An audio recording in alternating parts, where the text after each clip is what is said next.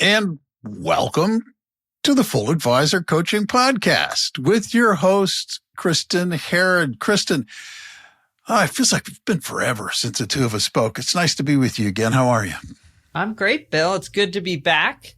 For my listeners who aren't familiar, Bill's here to help keep me on track because I can go way, way off the rails if I don't have someone making sure I stay on point. So I like the way you put that. I like the way you put that, Kristin. It's like to try and help you stay on track. Yeah, no, I can't promise, right? I can't promise.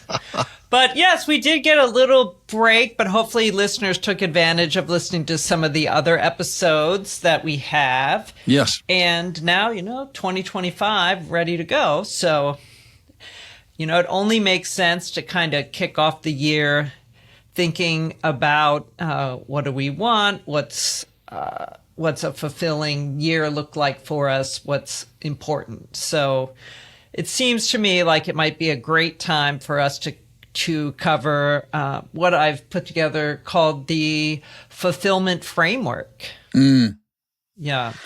Well, you started talking a little bit about this, if memory serves me correct. You started talking a little bit about this back in the fall when you said, September has become kind of the new time for people to sit down and take stock and maybe set some goals. So. Right.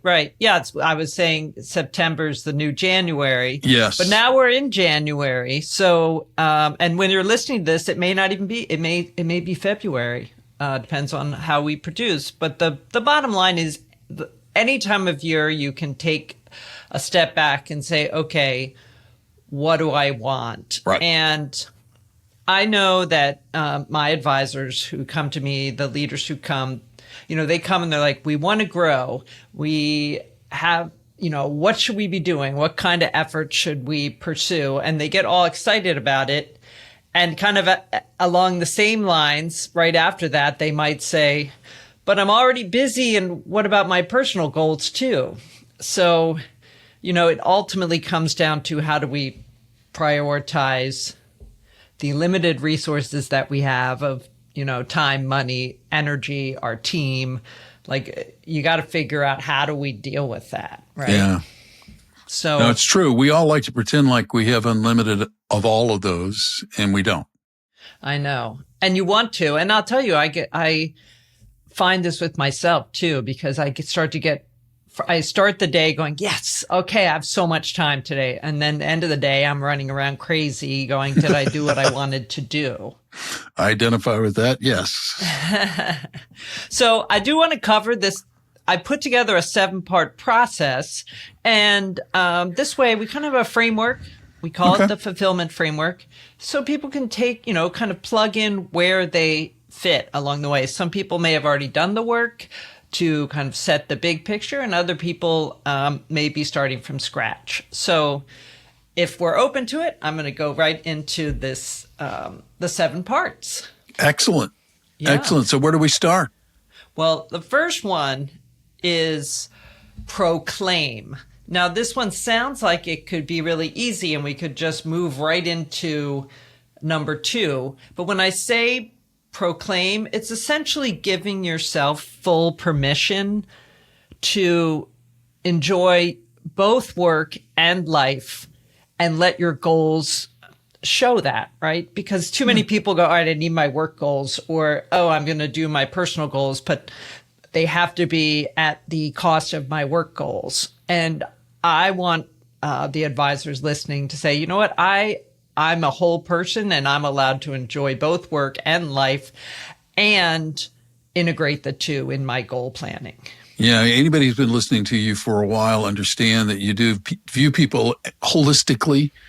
So yeah, definitely. Yeah. I can understand that, but I can also understand the sort of need to give yourself permission too. I like the way you put that. Right. So it seems like we could gloss over it and make it a 6-step framework, which would be great because it'd be faster. But I think it's important that you stop and acknowledge that, you have full permission and that you'll continue to learn and approach growth with the progress over perfection Yes, I love mindset. that. Yes. You know this one. Yeah. Yeah.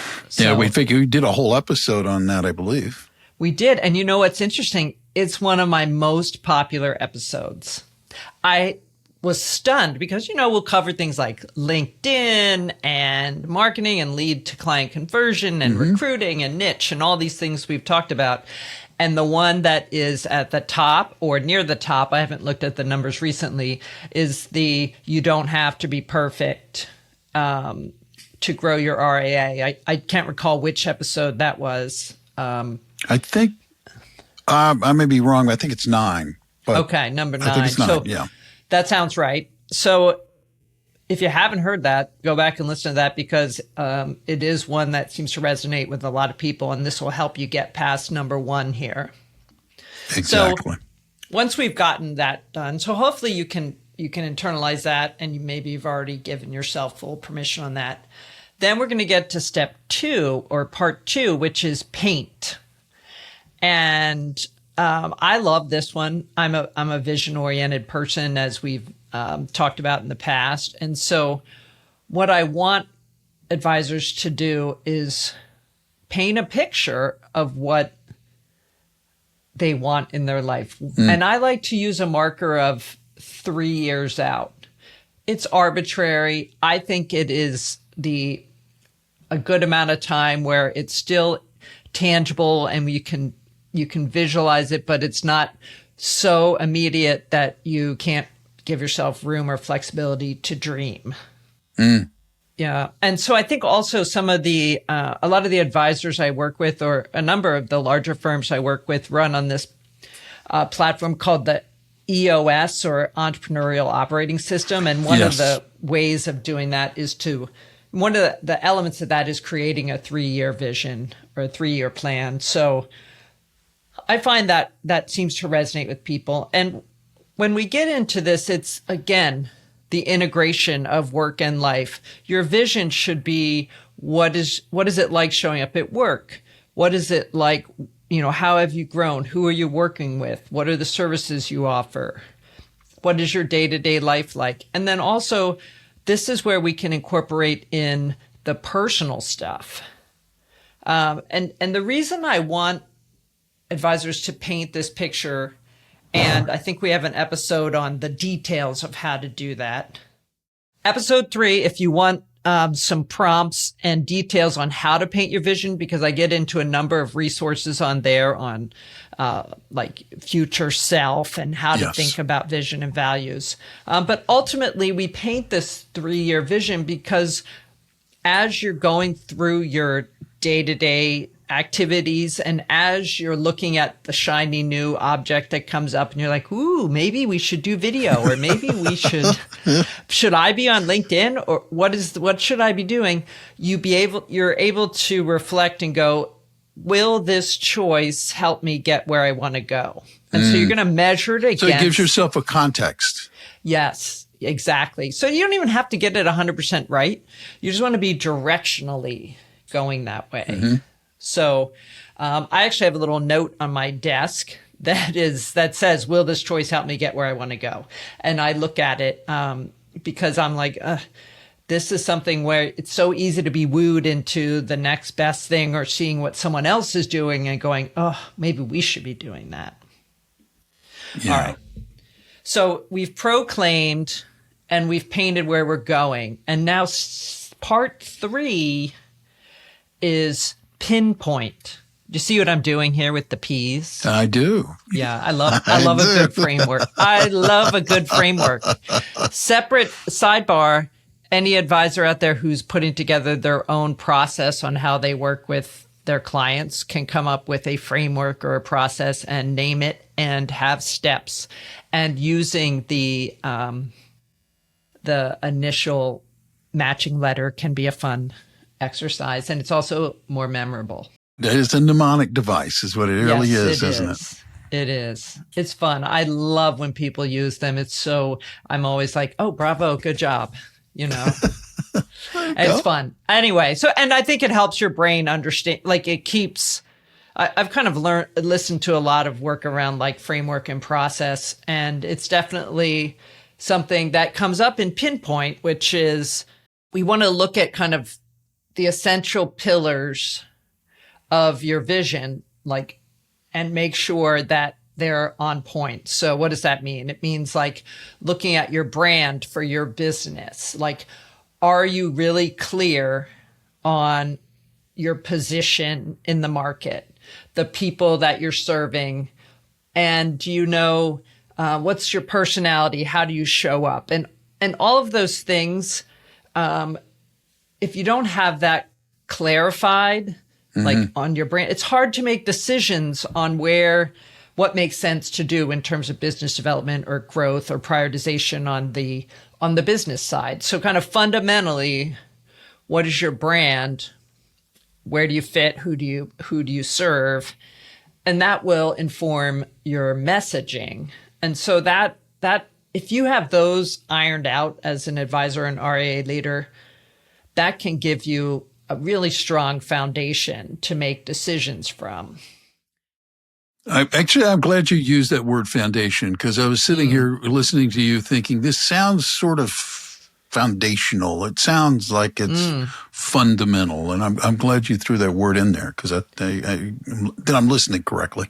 Good. At least someone's listening. That's great. Yeah. So because a lot of people come in and they're like, should we do this? What about this? And if we step back and go, all right, does that match our brand? Is that in alignment with who we are and who we serve and what makes sense? It gives a measurement. It gives us a place to check back to. And another piece that can really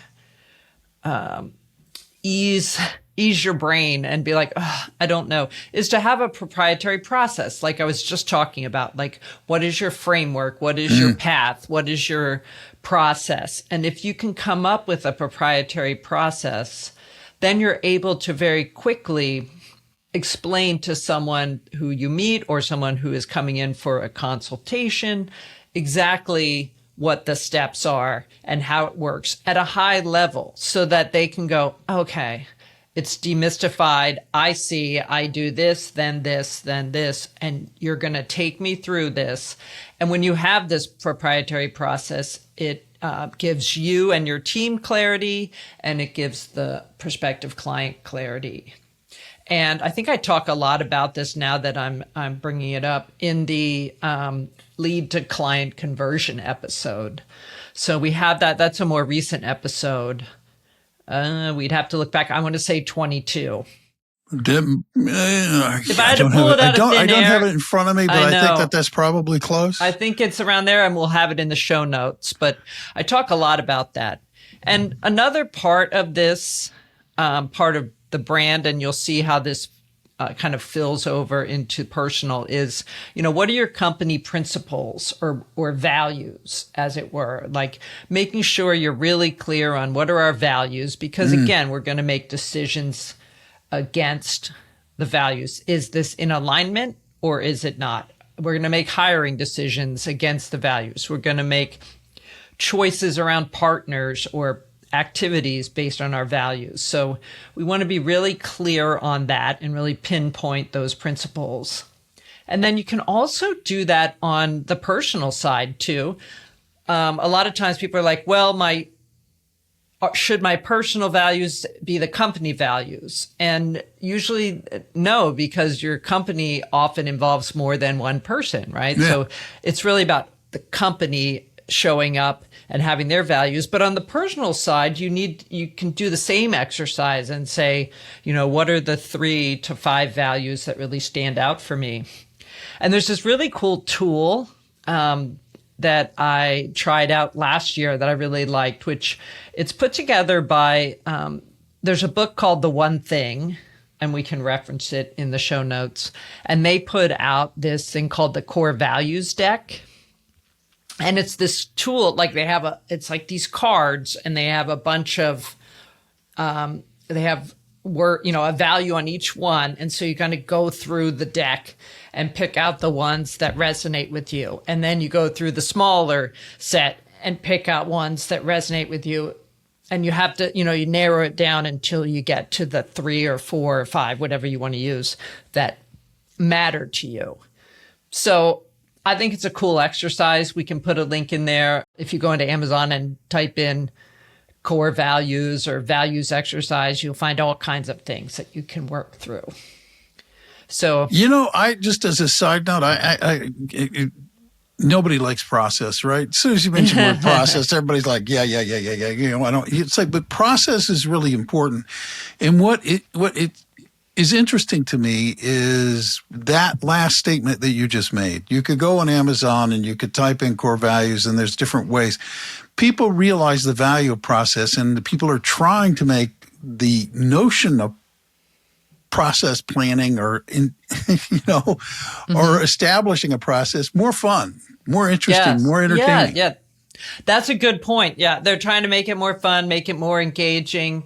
And the degree to which you can do that with a client is really fun too. I have a client I'm working with now they have a variation of that, of like cards related to various feelings about money and approaches. And so their clients can go through and sort the cards and see what resonates. And, they'll have a husband do it and a wife do it. And then, each partner might have different answers. And then it really sparks some interesting conversation, right? Around what matters, what doesn't matter. So I think that's really, the degree to which we can try to get at this information any way that works for you, because people learn in different ways. Some people can sit down and block out a process, no problem. Other people need to go, all right, what are our values? What does it stand for? What's our messaging? How does it work? Where does it all come together? Okay, so we're still kind of sitting up high, right? On this one, we haven't landed into action yet. Now we do with number 4, which is prioritize. Yeah. I know. Yeah, no one wants to. But it is the number one pain point. I want to do everything. Come on. I know. I tell you, this is why I work with a coach too, because you can't help but want to do everything, right? So something's got to give as it goes. So how do we prioritize? Well, on the business side or the professional side, this is where we get back into, okay, if I want to grow, how do we decide where to focus our resources? And you've heard me talk about it. There are 4 areas you can focus on. You can try to attract more of the right people in. Mm-hmm. You can try to convert more of the people who are in your funnel who haven't yet signed up. You can get referrals or more share of wallet from existing clients, or you can raise your prices and increase your revenue that way. So when we talk about those first 3, that's all part of what we've talked about before. And I'm going to say this is episode 4, probably, the business development ecosystem. 4 or 5, somewhere in that area. Yeah. Yeah. And I talk about this a lot because this is another framework or approach of looking at your business and saying, where is it that we're doing well? Where is it that we have holes? Where is it that we see an opportunity to improve? And it's definitely something where you can look and say, all right, let's look at all the marketing things we're doing and take a look and say, for everything we're doing, what's the value of this effort? What's the level of investment we're putting into it? Are we able to implement quickly? And are we excited and energized about it? So you can look at what you're doing today, and you can look against that 3-year vision of what you want to add in. And so that exercise of going through marketing, going through your sales approach or your onboarding approach, your welcome process, your onboarding, your second year, whatever it might be in your system, you can evaluate each of those and say, okay, here are the top 3 things we should be doing. And again, we get into more detail on that, but we can put the visual of the ecosystem into the show notes, and as well as a worksheet, so listeners can go in and see a worksheet that helps them evaluate each section. It sounds to me like, I feel like I need to jump in here and say, because what it sounds like to me is that this is an ongoing process. This isn't something you do on January 18th and then you let it ride. True. Yeah, definitely not. And we are gonna get to that in the framework, because it isn't a one and done, right? You have to have, and this is where it gets down to saying these are our priorities for the year on the business side, and then breaking it down again into the quarter, into the month, into the week. Like, how are we looking at that? And, as you progress in the year, does this still matter? Is this still important? Have we learned something new that's telling us we need to recalibrate? So this is the initial view of saying, all right, this is where we're making the decision to invest our resources for this period of time, knowing that you're not stuck forever, which is where advisors get worried. I'm like, you're not stuck. You always can change your mind, but let's go in a direction that takes us toward that vision, kind of going back then to the step there. On the personal side, I love to do a good wheel of life assessment. And I'm sure you're familiar with it, or you've seen something like it. And if you haven't, you can type in Wheel of Life into Google and you'll see all kinds of different renditions of this.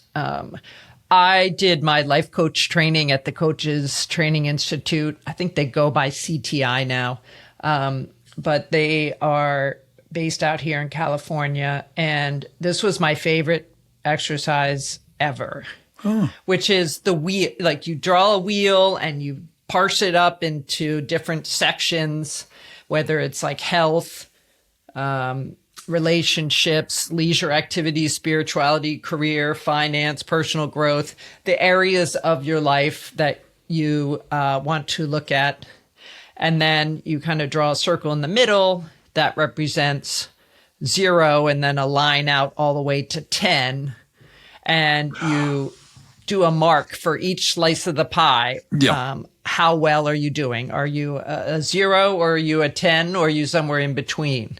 And then it kind of shows you your wheel, which will be, you have it like this. And then it kind of shows a bumpy, like, oh, I'm doing really well on work and finance, but my personal growth is way down here. And my health is 5 or 6. Maybe I want it to be more. So that helps you get a look at the big picture and then decide, where is it that I want to focus next? It's cool. I love it. It's that great. Is cool. Actually, that's great. Exercise. There's so many different ones. And I think what's really important is this is where it comes back, because it could very easily, you look at that and go, well, yeah, I could work out more, or I could do that, but I got work and I have these things. And this is where we have to go back to number one and say, hey, you gave yourself full permission to enjoy both work and life.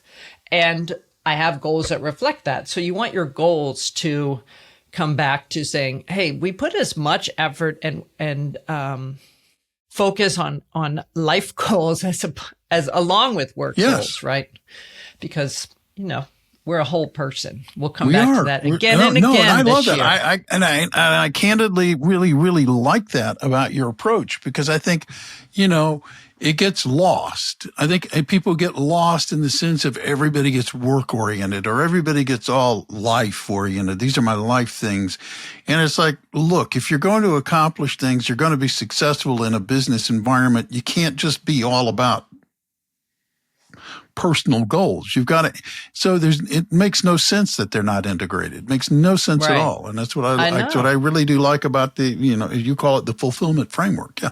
Yeah. And the integration of it and how to do it and what to do is, to me, just a fascinating, never ending learning, of how to manage all of the things that bring us joy. And I just find it so fascinating to learn. But so you're going to look at the business development ecosystem, decide where to focus for your work and the growth goals, and then look at your personal life and determine where is it that you want to focus. And then you need to prioritize. So I like to prioritize kind of based on three items, which is there somewhere where I can get a quick win? Like, is there something I can do where I'm like, yeah, all I need to do is this and I get a quick win? That's great. Do those, because that's going to give you energy to keep going. And then we also want to look at where can we have the biggest impact? So when you look at, all right, is updating the footer on my homepage really that big a deal? Or should I be focused on creating a brand new landing page? Yeah, like let's make sure that we have something that's going to make a difference. And then finally, which things are you most energized or excited about? They're the ones you're probably going to follow through on.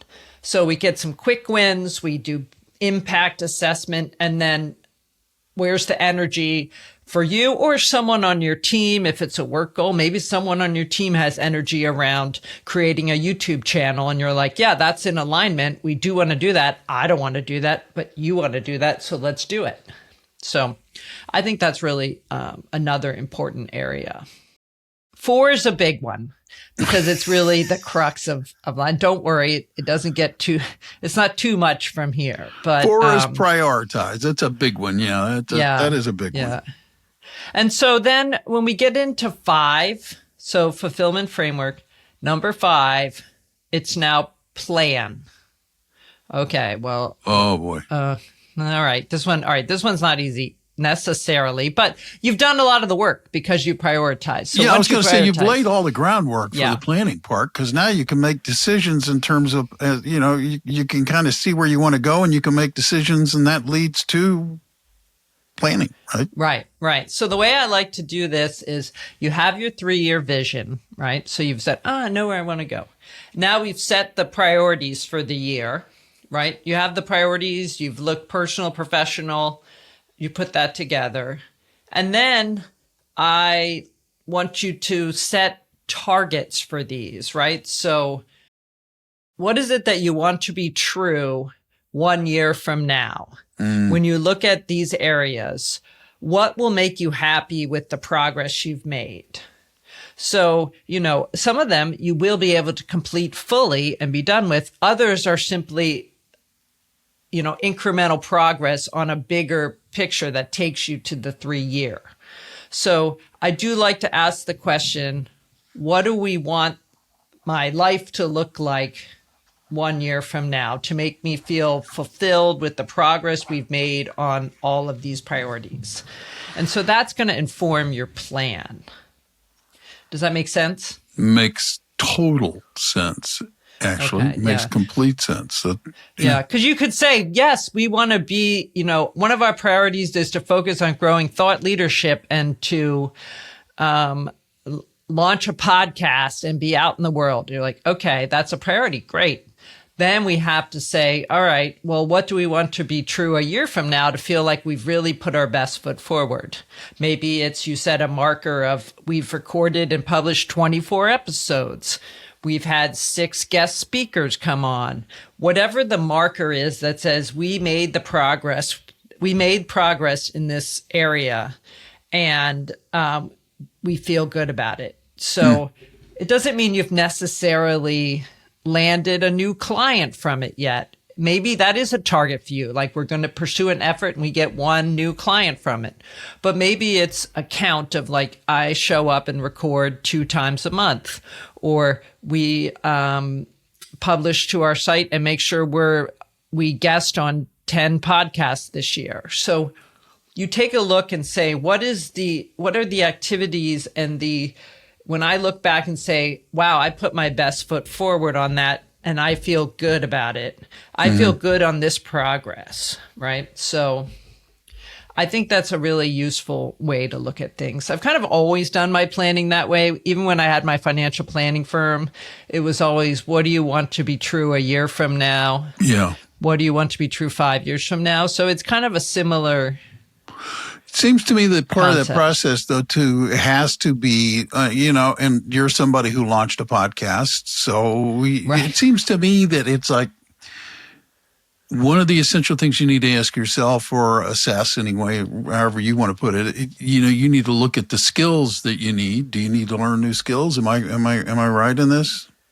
Oh, yeah, absolutely. Yeah, that's right. It may be that you're looking and saying, okay, what are the resources I need to bring in? I could do the podcast on my own, but it's a whole lot more fun talking to you, Bill. Well, thanks, because I enjoy talking with you, so that works out well. It makes it more interesting. But, it's like, do I need resources? Do I know how to edit? Do I want to learn how to edit? No and no on that for me, but other people love it. Do I need to use an AI tool? Do I need to hire a firm to help me, a freelancer? You're absolutely right. So you start looking at, all right, here's what I want to do across the year. And then it's like, all right, what does that mean from the resource point of view? Do I have the right team members? Do I have the right skills? Where do I need to invest on that front? So I'm glad you brought that up. It's easy to cruise right past that when it's like, it could mean that, hey, maybe I need to take a class to do a deep dive if I want to really specialize in Social Security. And maybe I, as the advisor now, need to really dig in and, learn every detail about Social Security that, perhaps I've kind of taken a broader view in the past. And now I want to dive in and become a specialist. So great point.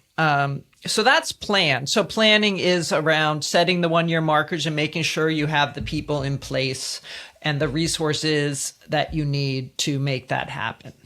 This is a really quick question. I don't mean to interrupt you, but do you need it at some point here to decide or look or determine whether there's anything that's standing in your way of getting that done? Oh, Bill, no one wants to talk about obstacles. Oh, okay, you're right. I know. Yes, indeed. Okay, you're brave. See, this is why I work with you. Let's just steer around the obstacle. Yeah, let's just avoid. Yeah, you're right. You're 100% right. This is why I have you here, keeping me on point. Yeah. So one of the biggest things that stops people from moving forward is that they look and go, well, we can't do that because this reason, right? And if you can identify the obstacles beforehand, it's really, really useful. And I know Dan Sullivan at Strategic Coach uses this approach with his strategy circle tool that he has, where it's you write down what you want and then you look at what are all the reasons why it won't happen. So what are the obstacles? And then you address, well, how can we get past those obstacles, or who can help us get past those obstacles? So in the case of, say, the podcast, like I might be like, well, yeah, I could, but I don't actually know how to do that, Yeah. Okay. Yeah. Well, what if I don't stay on track and me, I'll start with enthusiasm and then drop off. What do I do? And so it's kind of like, all right, well, let's reflect. And there was, okay, obstacle. I could get too busy and not follow through, or I don't have the technical knowledge to do that. And that's where you go, okay, how will I overcome that? 1, I will have someone schedule me 2 times a month, every month for 12 months to do a recording for a podcast, which is what I did last year. And it was great, right? Like I just had to show up and I was like, it's on the calendar. Wendy, my assistant, got it on the calendar, made sure it was there. I had to know what I was talking about, but I knew it was there. And I'd often, I have a guest every other one. So I'm not going to not show up for that person. So she sets it up, I show up. And then on the technical side, it's making sure you have a provider who can help you, who can do that. I've worked with Proudmouth. I have freelancers I've worked with. So there's many resources out in the world that can help with that. Cash flow podcasting, other podcast providers, and there's AI tools. So there's a lot happening. So you want to look at that and go, all right, there are obstacles. How do I get past them? And what can I do? And another one might be, well, I have to let people know it exists. Well, that means you need to create social media posts. You need to send out emails. Do you have the person on the team? If you're not going to do it, use an AI tool, use someone on your team. But address those things ahead of time, and then you can make decisions around that. So I am glad you brought that up because that is another important area. Yeah, well, I know nobody wants to talk about it, but it is the reason you won't do it, right? It's like, It's the same thing where they say put your sneakers next to your bed. So when you wake up in the morning, you put them on and you go out and go running. I'm not doing either of those, but some people do. Some people do. Well, I go to a gym and I see a lot of the same people every day. So that the days I don't show up, people are like, so where were you yesterday? Yeah, so that's a good accountability system. And we're going to come to that. That's coming up. Okay. A good accountability system. And then, for me, I do the same thing, but my workout's in the afternoon. So I just book it. I just know it's happening in the afternoon. It's just on the calendar. I show up. I mean, and if you're not there, same thing. People go, well, where have you been? Yeah. And so you're like, I think that's really good. I just got lazy. Yeah. I don't. I just go anyway.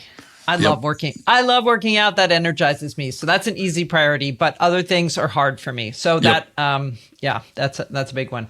Okay. Number 6. So we've planned, you know what? And this is the place where it's all about doing the reps, like going to the gym and doing the work. And you're like, I want to get in shape and I'm still not in shape yet, and you're like, I've been going and I'm going. This is step 6 is produce. Yep. Produce.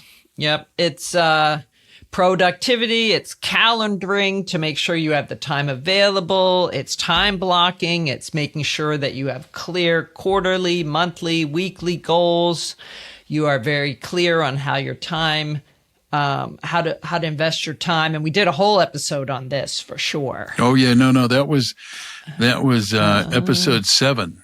Yes, we're going to have a lot of links in the show notes today. This could be a full course. I'm like, block a day, everybody. Block a day. You're going to have a lot to listen to. You got a lot to listen to here. Yeah. So this is all about like doing the work, right? Like week over week, showing up, doing the work, blocking time in your calendar to go to the gym, making sure you do have time on the weekends to go to the store and buy the right food and prepare the food for the week that you want. Yeah.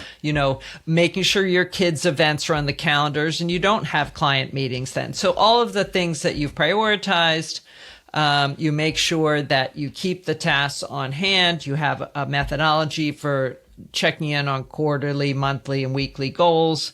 That's also people who use this entrepreneurial operating system, the EOS system. They have a meeting usually every Monday where they're checking in on that. Other advisors I work with have different frameworks that they use to check in on that. But it's really important that, ultimately you just have to do the work that's in the plan. Damn it. I know. I love planning. As many people listening, they are financial planners. Yes, I know. We like in their I know.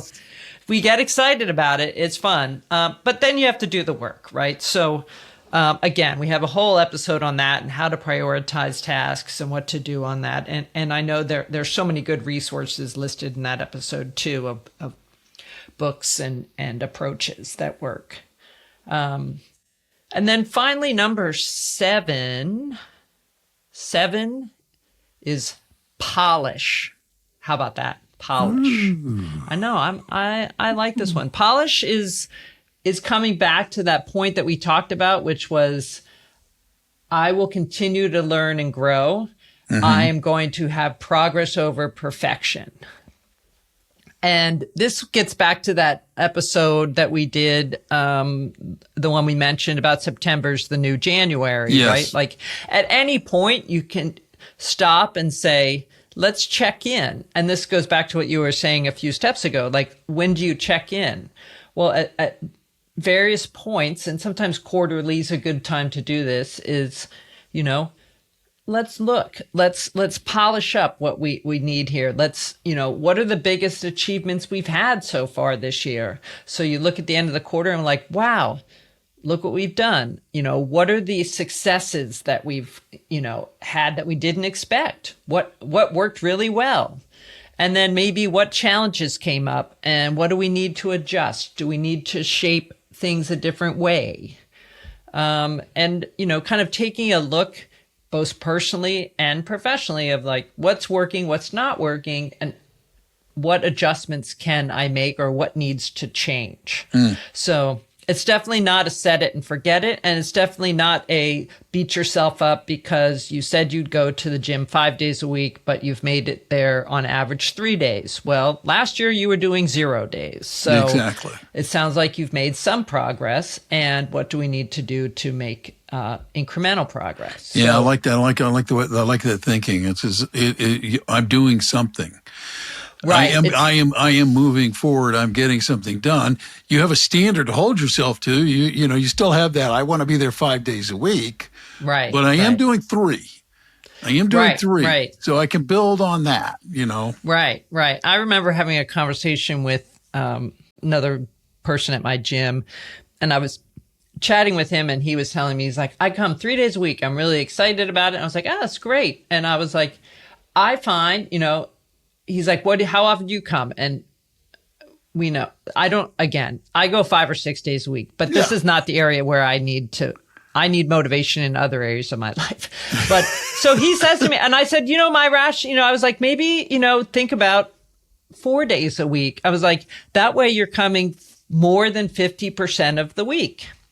And so then a couple months later, I see him again. And I was like, hey, I've been seeing you. He's like, I'm doing 4 days a week. He's like, the 50%, more than 50% just made sense to me. He's like, yeah, that makes sense. I can come more than I don't come. And I was like, awesome. Yes. That's incredible. And I was so excited because he became a regular then. And in the 4 days a week, which is fit really well with what he wanted to do and helped him on his journey of fitness. And it was just an incremental push, right? Like what if you picked up just a weight that's 3 pounds heavier, just a few times, Yeah. I love the fitness analogies because they're so relevant. I mean, you can do the same thing with food or spirituality or other areas of your life too.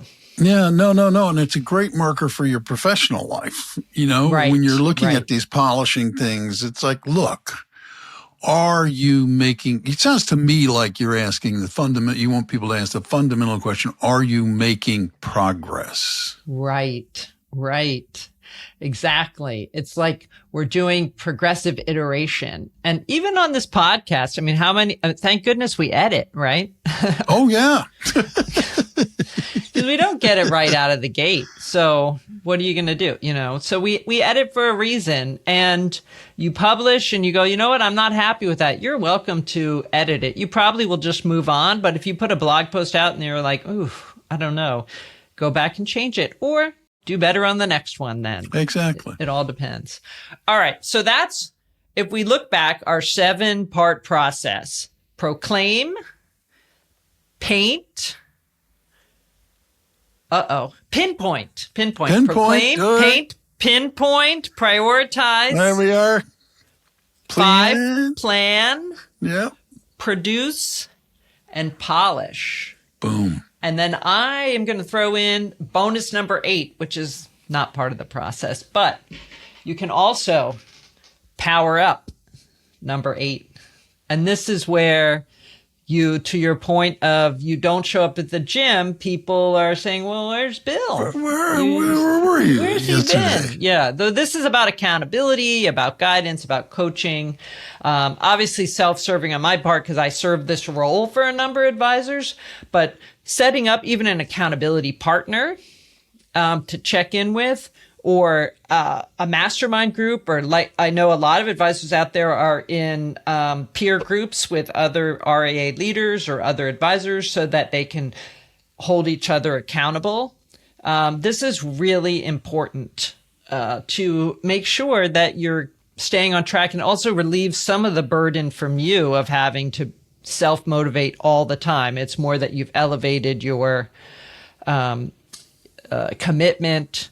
You are committing to someone outside of yourself, which is really important and helpful. And in a leader position, it can also help you to stay on track, to be able to lead your team and keep them on track. So power up is just about, is there help or support or accountability you need to get in place to make sure you stay on track?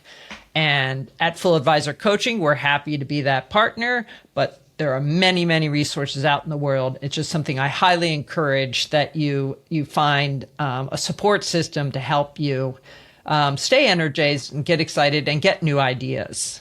So this can be really important. It can be. But for those people who are listening to us right now, who are thinking, well, she sounds like a perfectly fine partner for this, to stay with the P words. Oh, I like that. You know, she sounds like a partner I might want to talk to. I might want to engage with. How do people reach out to you and you know, maybe set at least an initial conversation to see, Sure. you know. Yeah, well, the easiest way is to go to fulladvisorcoaching.com and click on the request a call button in the upper right corner.